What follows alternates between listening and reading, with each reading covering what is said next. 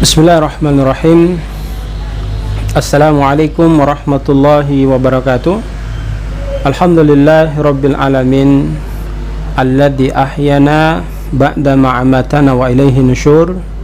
Asyhadu an la ilaha illallah wahdahu la syarikalah wa asyhadu anna Muhammadan abduhu wa rasuluhu la nabiyya ba'dah.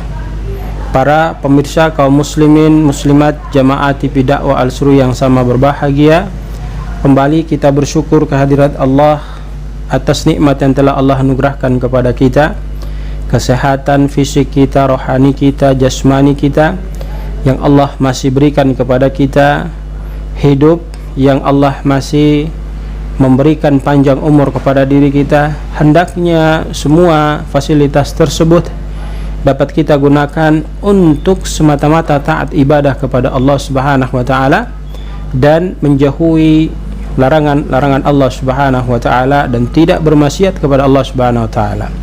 Salawat dan salam semoga senantiasa tercurah limpahkan kepada junjungan kita Rasulullah Muhammad sallallahu alaihi wasallam, keluarga, sahabat dan insyaallah sampai kepada kita yang tentunya terus istiqomah menjalankan apa yang diperintahkan Rasul, kemudian menjauhi apa yang dilarang oleh Rasul sallallahu alaihi wasallam.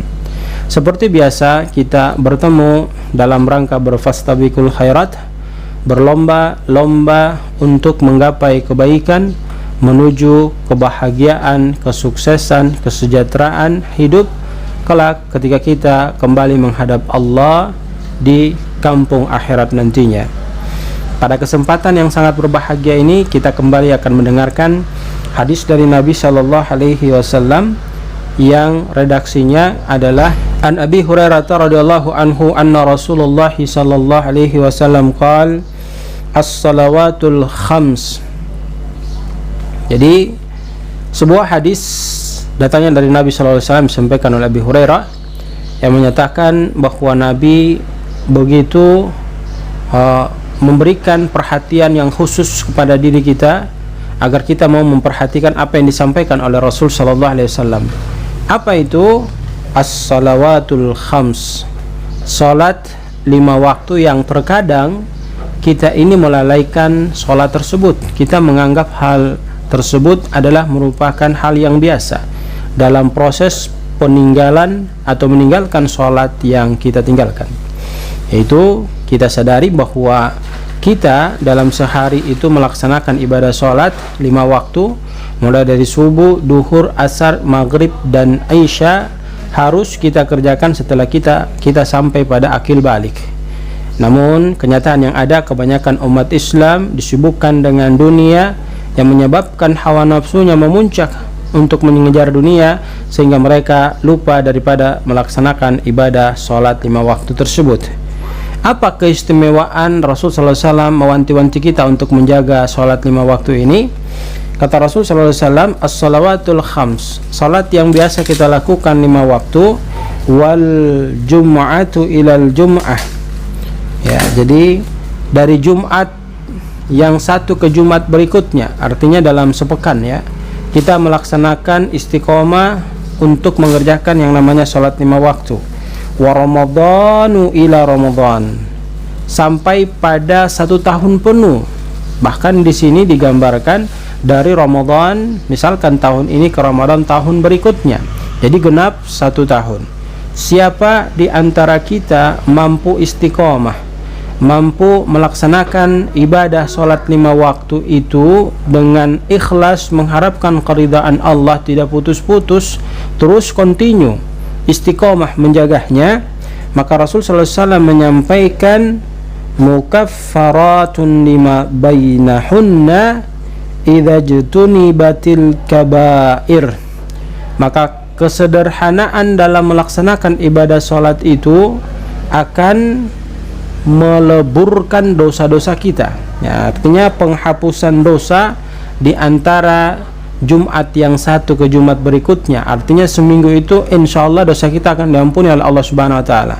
Bahkan Ramadan ila Ramadan, setahun penuh pasti Allah Subhanahu wa taala akan ampuni dosa kita ketika kita benar-benar menjaga daripada 5 waktu yang setiap hari kita lewati. Nah, setiap hari kita lalui. Hadirin yang sama dirahmati dan dimuliakan Allah Subhanahu wa taala, begitu istimewanya, begitu hebatnya, begitu bagusnya hadiah yang Allah Subhanahu wa taala berikan kepada mereka yang ahli ibadah, khususnya menjaga salat 5 waktu. Maka dosa-dosa mereka akan diampuni oleh Allah Subhanahu wa taala.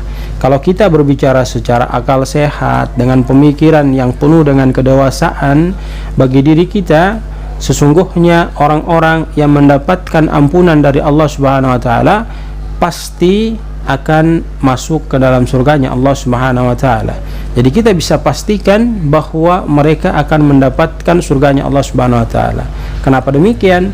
Karena itulah janji Allah dan Rasul kepada mereka, bahwa sesungguhnya ketika seorang hamba itu dia melakukan kebaikan dan dia mati dalam kondisi kebaikan yang dia lakukan, maka dia akan masuk ke dalam surganya Allah Subhanahu wa taala.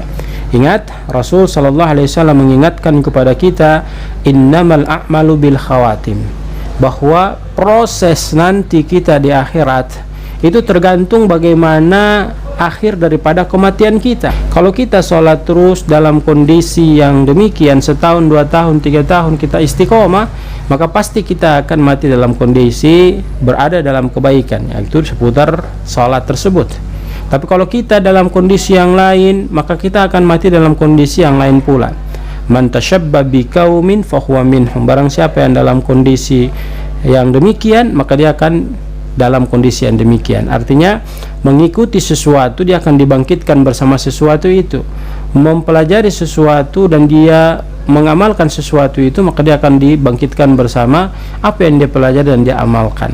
Ini menjadi ibrah pelajaran bagi diri kita, bahwa jaga sholat 5 waktu adalah merupakan perintah yang penting bagi diri kita. Setelah kita akil balik, maka jangan sampai kita lalaikan melaksanakan daripada sholat 5 waktu. Semoga Allah memberkahi kita, semoga Allah memberikan keselamatan kepada kita, menjaga kita dan terus membimbing kita agar kita tetap konsisten istiqomah melaksanakan sholat 5 waktu, yang dengan itu akan mendatangkan kesuksesan, kesejahteraan, keberhasilan, kebahagiaan hidup bagi diri kita tatkala kita kembali menghadap Allah Subhanahu wa taala. Maka jangan sampai tinggalkan sholat 5 waktu kita. Barakallahu fikum, jazakumullah khairan. Billahi taufiq wal hidayah. Assalamualaikum warahmatullahi wabarakatuh.